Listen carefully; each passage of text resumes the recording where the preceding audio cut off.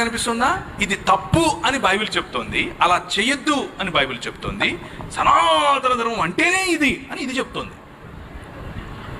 ఉదాహరణకు ఒక ఆయన ఉంటాడు, ఆయన వాళ్ళ అమ్మగారు ప్రెగ్నెంట్, వాళ్ళ అమ్మగారు ఇంట్లో ఉంటారు, వాళ్ళ నాన్నగారు కూడా ఉంటారు. ఏదో చక్కగా మంచి మంచి మురిపెం మంచి ఫ్యామిలీ. అలా ఉంటే ఇది ఎక్కడి నుంచి తీసుకొని చెప్తున్నానంటే మహాభారతం నుంచి తీసుకొని చెప్తున్నాను. యుధిష్ఠిరుడు అంటే ధర్మరాజు చెప్పినటువంటి స్టోరీ. ధర్మరాజుకు మరియు గంగాపుత్రుడైనటువంటి భీష్మాచారికి మధ్య జరుగుతున్నటువంటి కాన్వర్జేషన్. అందులో నారద ముని గారు కూడా ఉన్నారు. వాళ్ళ మధ్యలో జరుగుతున్నటువంటి కాన్వర్జేషన్. ఏంటి కాన్వర్జేషన్ అంటే, ఒకసారి ఒక ముని వాళ్ళ ఇంట్లోకి వస్తాడు, చకా చకా చకా వస్తాడు. వచ్చి వాళ్ళ అమ్మ అక్కడ ఉంటుంది, పోయి చేయి పట్టుకుని రా అంటాడు.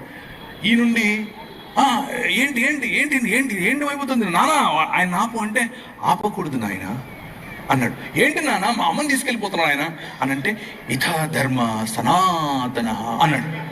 ఏంటి, ఇదే సనాతన ధర్మం అంటే అని చెప్పాడు. ఏమని? బ్రాహ్మణుడు వచ్చి నీ భార్యను చేయి పట్టుకొని తీసుకెళ్తే నువ్వు ఆపొద్దు, ఆయన వెళ్ళిపోవాలంతే, అదే సనాతన ధర్మం చెప్పాడు ఆయన. ఇది నేను చెప్పట్లేదు, ప్రవీణ్ చెప్పట్లేదు, భీష్మాచార్యుడు, యుధిష్ఠిరుడు మరియు నారదుడు ముగ్గురు చెప్తున్నారు. వినకపోతే ఎట్లా మరి? మీకు అర్థమవుతుందా?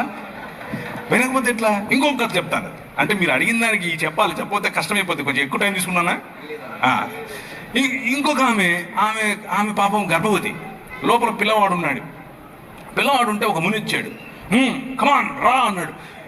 ఏంటయ్యా నేను గర్భవతినయ్యా అన్నాడు. అంటే ఈయన ఇదా ధర్మ సనాతన అన్నాడు.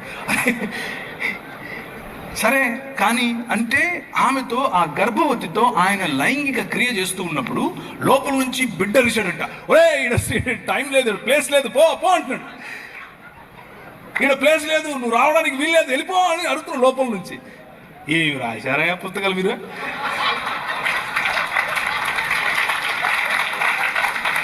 మీరు వచ్చి బైబిల్ని అడుగుతారా? ఏమన్నా ఉందా ఇది? అంటే ఎంత అన్సైంటిఫిక్ చూడండి. లోపల ఉన్న పిండం అరుస్తే కూడా తెలుసుకోలేనంత వాడిని తీసుకొచ్చి నువ్వు పుస్తకాలు రాసుకొని ఇది సనాతన ధర్మం అని చెప్తావు మాకు. కాబట్టి Bible is a matchless book. Matchless. No science, no mythology, no Quran, no Gita, no anything can stand in front of Bible.